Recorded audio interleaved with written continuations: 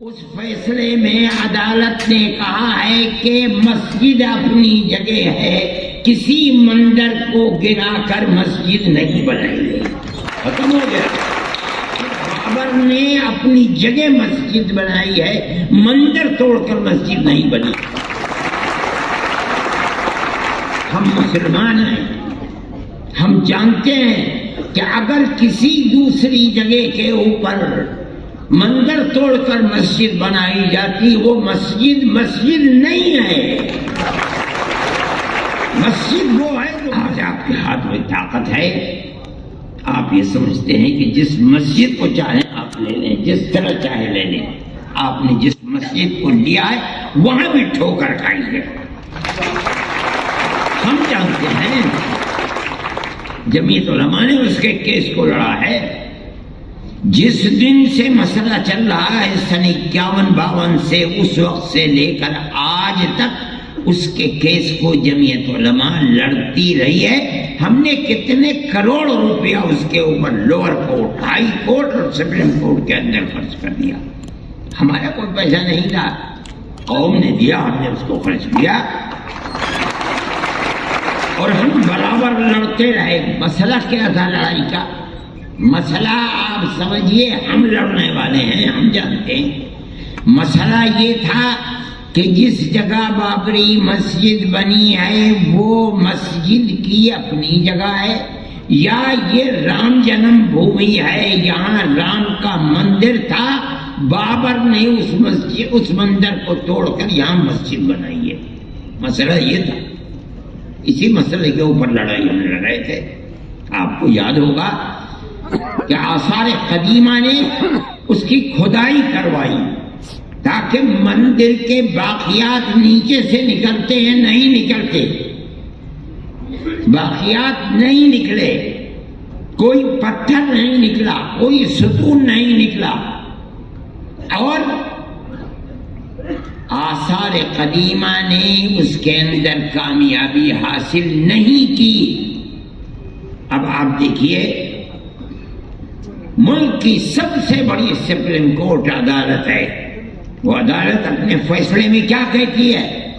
اس فیصلے میں عدالت نے کہا ہے کہ مسجد اپنی جگہ ہے، کسی مندر کو گرا کر مسجد نہیں بنائی گئی. ختم ہو گیا. ہمارا جو مقدمہ 50-70 سال سے چل رہا تھا، ہم اس مقدمے کے اندر کامیاب ہیں کہ بابر نے اپنی جگہ مسجد بنائی ہے، مندر توڑ کر مسجد نہیں بنی. ہم مسلمان ہیں، ہم جانتے ہیں کہ اگر کسی دوسری جگہ کے اوپر مندر توڑ کر مسجد بنائی جاتی وہ مسجد نہیں ہے. مسجد وہ ہے جو مسجد کی جگہ ہے اور اس جگہ کو وقف کیا گیا ہے. ہم تو اس مقدمے کے اندر کامیاب ہیں. جب یہ کہہ دیا گیا کہ مسجد اپنی جگہ بنی ہے، مندر کو توڑ کر مسجد نہیں بنی. دوسرا فیصلہ کیا ہے کہ جنہوں نے اندر گھس کر مورتیاں رکھی ہیں وہ مجرم ہیں، انہوں نے غلط کیا. مسئلہ ختم ہو گیا. جب سننے والے سن رہے تھے فیصلے کو، تیسرا فیصلہ اپنی جگہ کے اوپر تھا کہ یہ مسجد کی جگہ ہے.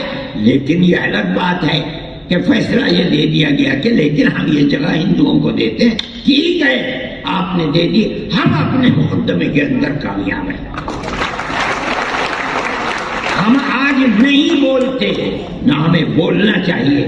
اس لیے کہ جو سب سے بڑی ملک کی عدالت ہے اس نے یہ ہندو بھائیوں کو دے دی. ہم نہیں بولتے. ہم 1000 دفعے کہہ چکے تھے کہ یہ آخری ہماری لڑائی ہے. سپریم کورٹ ہمارا سپریم کورٹ ہے، ہم اس ملک کے رہنے والے ہیں. سپریم کورٹ جو فیصلہ کر دے گا ہمیں وہ منظور ہے.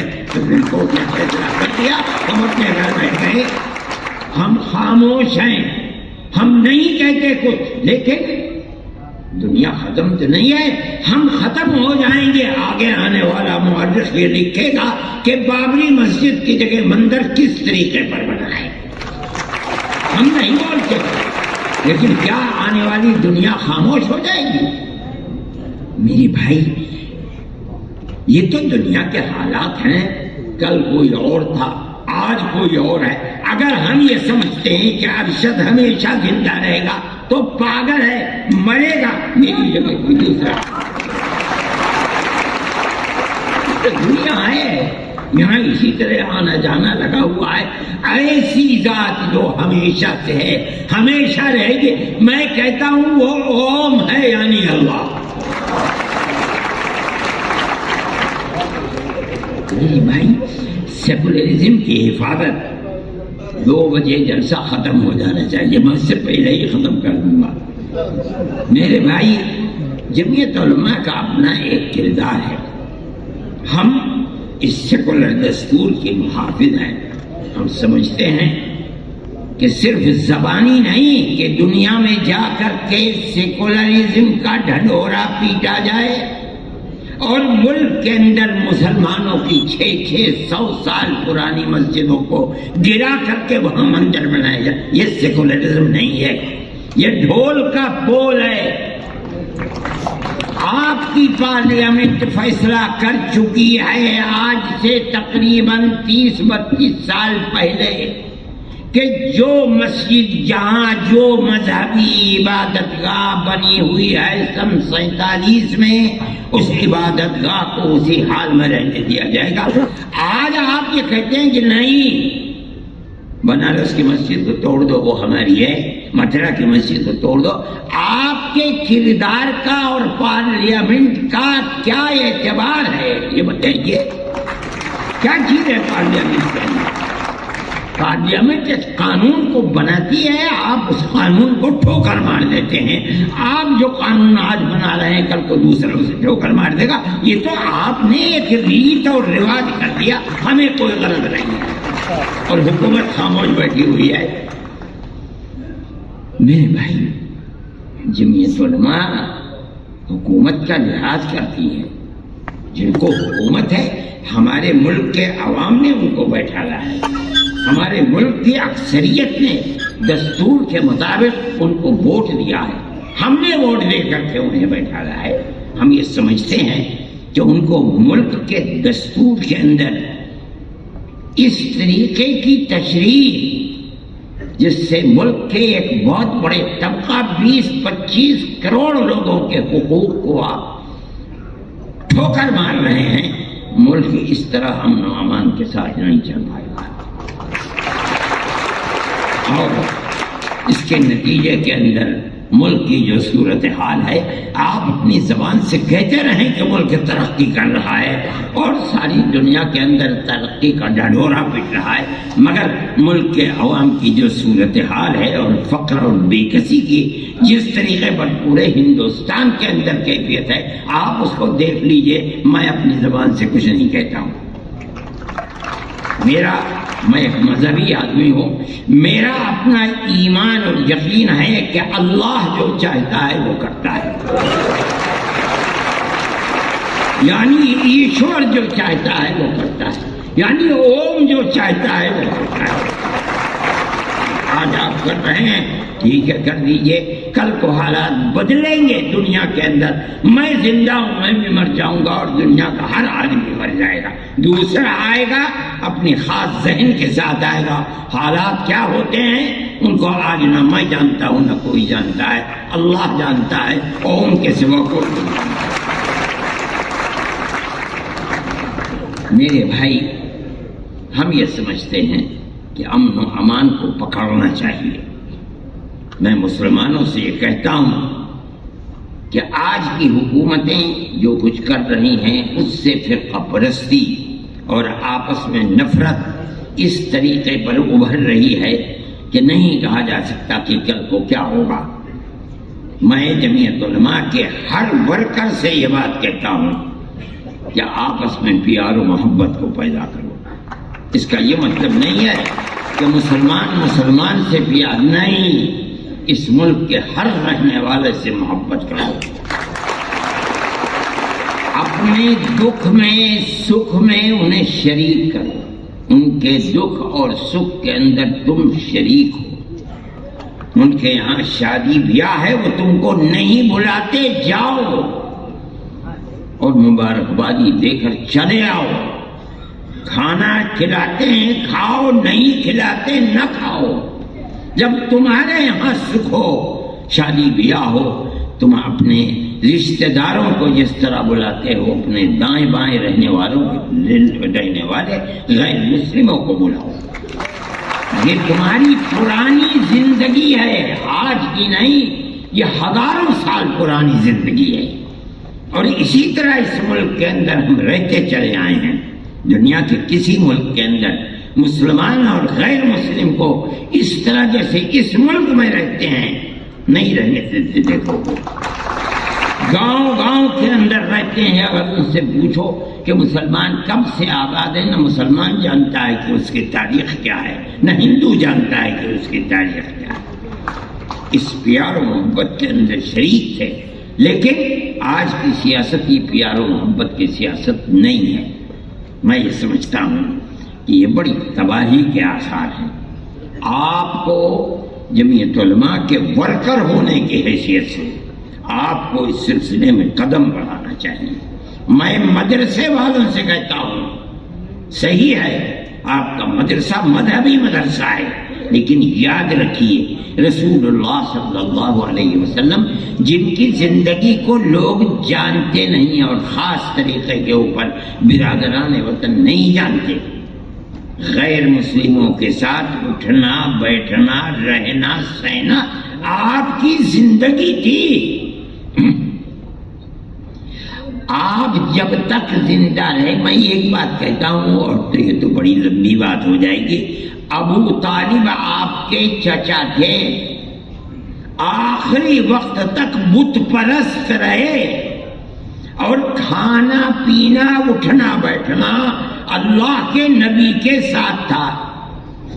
اگر اللہ کے نبی کو مکے کے لوگوں نے آبادی سے باہر کر دیا، ابو طالب نے ساتھ نہیں چھوڑا، باہر رہے، اور دین کے اعتبار سے وہ اللہ کے دین کو، اللہ کے نبی کے دین کو نہیں مانتے تھے، آخری وقت تک نہیں مانتے تھے۔ جب جان نکل رہی تھی تب گئے نبی کریم علیہ السلام ان کے پاس اور جا کے کہا، چاچا ایک مرتبہ لا الہ الا اللہ محمد رسول اللہ کہہ دیجیے، میں قیامت کے دن اللہ کے یہاں آپ کی شفاعت تو کر دوں گا۔ ابو جہل وہاں کھڑا ہوا تھا، ابو جہل نے کہا، ابو طالب کیا کہیں گے تمہارے بعد لوگ، کیا آخری وقت میں اپنے باپ دادا کے دین کو چھوڑ دیا؟ یہ کہا کہ نہیں، میں اپنے باپ دادا کے دین کے اوپر ہوں، اور مر گئے۔ اللہ کے نبی نے ساتھ نہیں چھوڑا، نہ انہوں نے چھوڑا نہ اللہ کے نبی نے ساتھ چھوڑا، حالانکہ اللہ کے نبی کے دین پر نہیں تھے، نہ زندگی میں تھے نہ مرتے وقت تھے۔ میرے بھائی یہ رسول اللہ کا کردار ہے۔ یہ سمجھنا کہ کسی غیر مسلم کے ساتھ اٹھنا بیٹھنا یہ درست نہیں، اسلام میں غلط ہے، غلط ہے، غلط ہے۔ ہم اس ملک کے رہنے والے ہیں، وہ ہمارے بھائی ہیں۔ میں کہتا ہوں ایک آدم کی یعنی پرتم منو کی اولاد ہے، ہم دونوں بھائی بھائی ہیں۔ جو لوگ اس کو تفریق میں اور دشمنی اور نفرت میں لے جانا چاہتے ہیں، وہ ایک باپ کی اولاد نہیں مانتے، اور غلط ہے، غلط ہے، غلط ہے۔ ہم سب ایک ہی باپ کی اولاد ہیں، ہم سب ایک دوسرے کے بھائی ہیں۔ جمعیت علماء یہ کہتی ہے، اور جمعیت علماء میرے تعلقات RSS کے بڑے چوٹی کے لوگوں سے ہیں، جو میرے پاس آتے ہیں، میں ان کے پاس جاتا ہوں، ہندوؤں سے بھی ہیں، مسلمانوں سے بھی ہیں، میں جو ان کی تواضع کر سکتا ہوں میں وہ تواضع، میں کوئی بہت بڑا دولت مند آدمی نہیں ہوں، لیکن جو بھی کر سکتا ہوں میں پیار و محبت کی باتیں ان کے ساتھ کرتا ہوں۔ کوئی ضرورت نہیں ہے میں کیوں تفریق کروں، وہ صحیح ہے، وہ RSS کے لوگ ہیں، دوسری پارٹیوں کے لوگ ہیں، وہ کریں، ہمارا فرض یہ ہے کہ ہم ان کے ساتھ پیار و محبت، اور میں جانتا ہوں کہ وہ شریف لوگ ہیں، اپنی شرافت کے کردار کو پیش کرتے ہیں۔ میرے بھائی میں اس لیے کہتا ہوں کہ آپ کو اس سلسلے کے اندر جو مدرسے والے ہیں وہ اپنے مدرسوں کے جلسوں کے اندر بلائیں، بچوں سے تقریریں کروائیں، ماں باپ کے ساتھ کس طرح تعلقات رکھنے چاہیے، قرآن کیا کہتا ہے، اللہ کا نبی کیا کہتا ہے، ان کو سنائیں، پڑوسیوں کے ساتھ کیسے تعلقات ہونے چاہیے، آدمی کے ساتھ قطع نظر اس کے کہ اس کا مذہب کیا ہے کیسے تعلقات ہونے چاہیے، تاکہ آپ کے خلاف جو پروپیگنڈا ہے کہ اسلام دہشت گردی کا مذہب ہے یہ جائے تو لوگ سنیں تو کہ آپ تعلیم کیا دیتے ہیں، قرآن بتاتا کیا ہے۔ یہ ہمارا قصور ہے کہ ہم اسلام کی صحیح تصویر ان کے سامنے پیش نہیں کر پا رہے ہیں، ہمیں کرنی چاہیے۔ میں یہ بات کہتا ہوں اور آپ میری اس بات پر غور فرمائیں، آپ جہاں مدرسہ قائم کرتے ہیں اس مدرسے کے اندر اپنے ان بھائیوں کو بلائیے، ان کے سامنے اپنے اس پروگرام کو پیش کیجیے جو انسانیت کا پروگرام ہے اور جو قرآن سے ثابت ہو رہا ہے، جو اللہ کے نبی سے ثابت ہو رہا ہے، تب آپ سمجھا جائے گا کہ اسلام کی صحیح تصویر کو دنیا کے سامنے پیش کر رہے ہیں۔ اور اگر یہ نہیں کرتے تو میرے بھائی آپ کے لیے مشکلات ہیں، اور قصوروار آپ ہی ہیں، دوسرے قصوروار نہیں ہیں، اس لیے کہ ہم اسلام کی تصویر کو اپنی زندگی سے پیش نہیں کر پا رہے ہیں۔